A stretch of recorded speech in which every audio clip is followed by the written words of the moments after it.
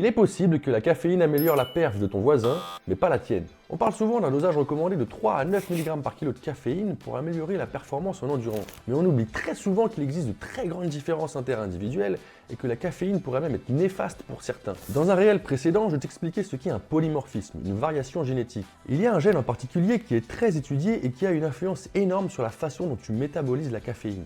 Le gène CYP1A2. Si tu as le génotype AA, tu es un métaboliseur rapide. Le génotype CC, un métaboliseur lent. Et le génotype AC, tu es intermédiaire. Cette étude observe l'impact de 3 dosages différents de caféine sur la performance d'une centaine d'athlètes lors d'un chrono de 10 km à vélo. Si on regarde la moyenne des résultats sans prendre en compte les différences interindividuelles, on voit que les athlètes améliorent leur performance avec 2 puis 4 mg par kilo comparé à un placebo. On pourrait donc en conclure que tout athlète d'endurance a intérêt à consommer 4 mg par kilo de caféine. Sauf que si on s'intéresse aux variations interindividuelles et particulièrement en fonction du génotype CYP1A2, on découvre des différences énormes. Pour les AA, effectivement, plus on augmente le dosage, plus on améliore leur chrono de manière très significative. Les AC, eux, n'ont quasiment pas d'amélioration de la performance. Et pour les CC, plus ils consomment de caféine, plus leur perf se dégrade. Je ne suis donc vraiment pas convaincu que tous les athlètes aient intérêt à consommer entre 3 et 9 mg par kilo de caféine. Fais attention aux conclusions et aux recommandations très générales comme celle-ci. Fais-toi ton propre avis et teste l'impact de la caféine à l'entraînement sur toi. Essaye par exemple d'isoler son impact sur des séances standardisées avec sans caféine.